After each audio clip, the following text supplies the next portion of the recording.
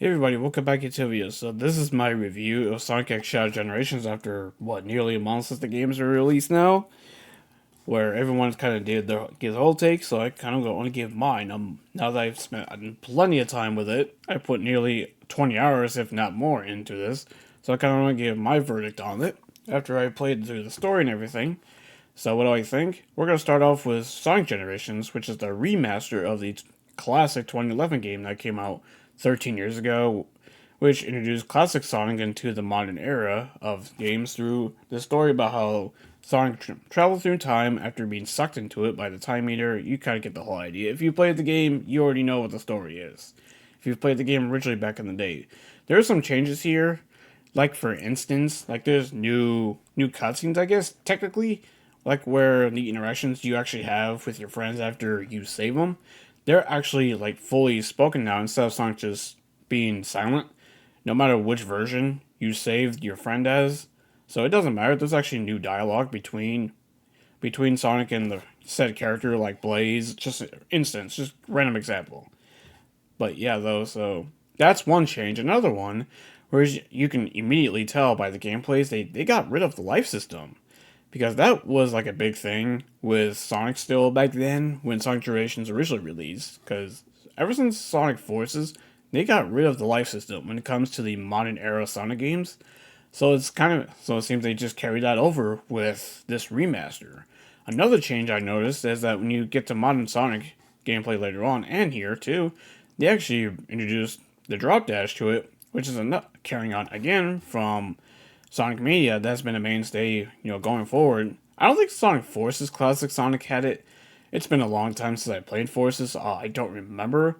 If any of you remember, you can let me know down in the comment section below if it did have classics have drop dash or not.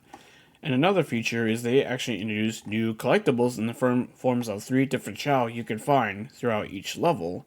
So that's kind of it. Classic Sonic, you kind of know how he plays pretty much. And for instance, like where the it's replaying Forces again at some point kind of makes me wonder, like, how did they drop the ball? Because classic Sonic plays worse in Forces than he did in Generations. So it makes you wonder what happened during development of that game. Kind of what happened. They couldn't replicate the same physics. Maybe it's because like Generations was on Hedgehog Engine 1, while Forces was on Hedgehog Engine 2.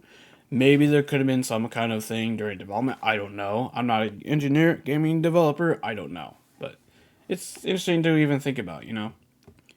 But moving on from classic, we're also moving on to modern Sonic gameplay. So if you kind of play, which was the boost format that was continued on from Sonic Unleashed, which came out a couple years before that, which is kind of crazy to think about how old these games are now.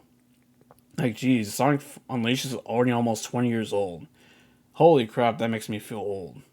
It really does. So, but yeah, Sonic Generations, modern Sonic. If you've played like any other Boost Sonic game before or after this, you kind of know it. And as you can see here, they actually introduced the drop dash into modern Sonic 2, which obviously they did that starting with Sonic Frontiers, and that carried over as well to Sonic Generations Remaster from the modern Sonic gameplay.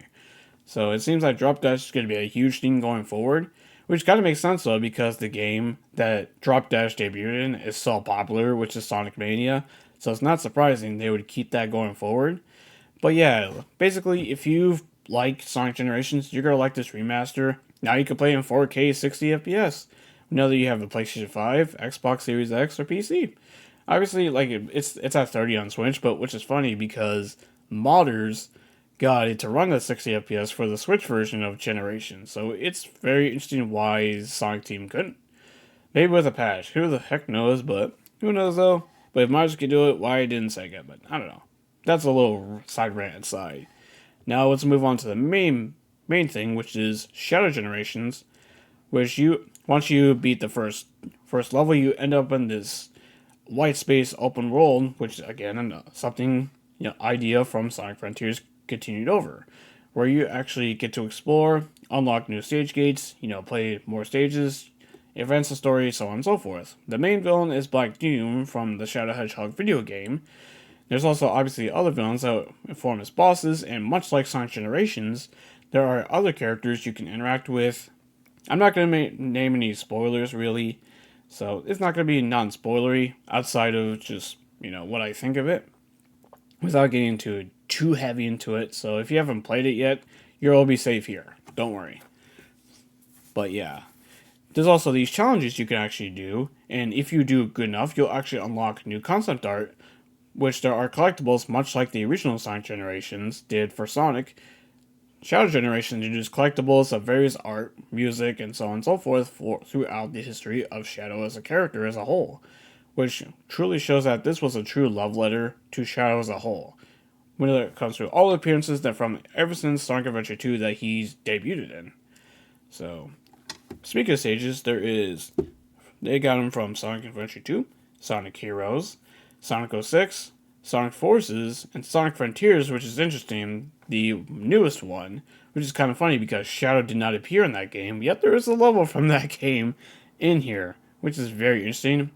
The new gameplay loop is these new Doom powers that you unlock more as you progress through the story. There is Doom Spear, like Doom Power or something. I can't remember what the name of it is, but there's also Doom Surf, Doom Wings. There's one more. I can't remember the name of the last one. I can't remember it. But anyways, so yeah. Now, regarding this, for instance, this is actual gameplay, where this is from Sunset Heights, which is obviously from Sonic Forces. So this is, one of them. Obviously, before this was the last video game that Shadow was playable in, which was kind of like a DLC thing, which was pretty darn cool. It actually kind of set up how Sonic got imprisoned by Eggman, because of Infinite and Dr. Eggman teamed up is because of to get revenge on Shadow for what he did in his mini campaign, which is kind of funny that he kickstarted the events of Forces, which is kind of hilarious. But yeah, there's also new Chaos Control ability, like where after it's fully leveled up, you can actually slow down time for 5 seconds. So there's 3 collectibles at each stage, and sometimes you're gonna have to use Chaos Control to actually get to the collectible to get them. There's 3 of them in every level. I believe there's a total of like 96, some weird number. I know I'm like nearly done with them. I know that. I'm sure over time I'll get all of them, I'm sure. Am I like rushing to? Not really. Now that I put so much time into it, it's a phenomenal game. I'm sure over time I'll, go back and get them all.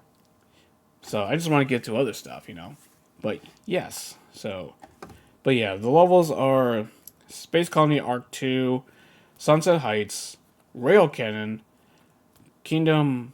I forgot the name of it in 06. I forgot the name of it as Kingdom Castle or something like that. And there's obviously Chaos Island from Sonic Frontiers. Those are the levels. Now, one nitpick I've got to say personally about it is no stages from Shadow the Hedgehog, which is kind of funny because the whole story focused on the main villain from that game being back and kind of kickstarting the events for Shadow's campaign. So it's kind of like, but they couldn't involve any bosses or levels from that game. Interesting choice, Sonic Team. Not gonna lie though. I mean, it's just a minor nitpick, really, of mine personally. It's just kind of surprising. You know what I mean? Because there's such this love letter, but you didn't have any stages from his own game.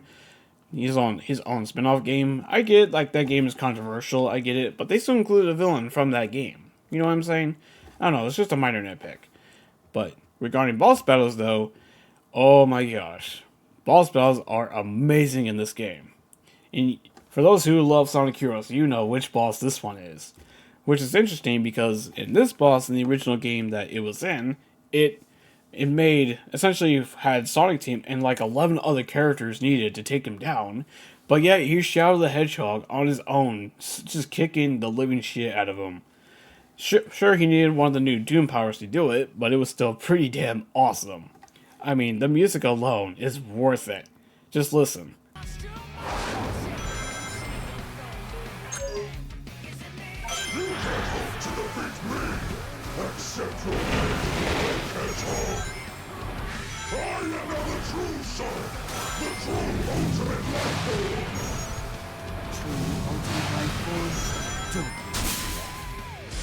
We'll be joining the rubble in the water soon enough.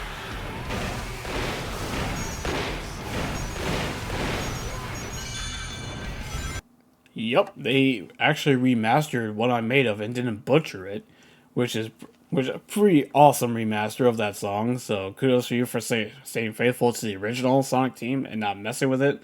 As I was just improving like the audio while keeping the same lyrics. Well done on that one, guys. Bravo. I love it. Now for my final verdict of this game. Can I recommend Shadow Generations? Abso-fucking-lutely. Abso-freaking-lutely. It is a true love letter to the character of Shadow the Hedgehog. It is a true love letter. It is brilliantly written by Ian Flynn. Brilliantly written. It's phenomenal. Like, truly. If any part of you really likes Shadow the Hedgehog, you're gonna love how this story was in this game. And I'll admit, the ending kind of made me shed a tear a little bit, man. Like, because of how well written. And as someone who's always loved Shadow the Hedgehog as a character, how deep the backstory and lore of that character is, yeah, this one is phenomenal. A true love letter, truly phenomenal. Now to put a grade on it, I'm gonna give this game a 9.5 out of 10. Like, seriously, if you are any Sonic fan in any shape or capacity, check this game out. I highly recommend it. Truly. I truly recommend it. Like, it's definitely one of the best games I've played this year. Like, for sure. Isn't my game of the year? Maybe we'll see. It just depends on if I finish any more games before the year is over. Like, time will tell. But as of right now, yeah, it's one of my top games of the year. Period. Highly recommend it. Truly.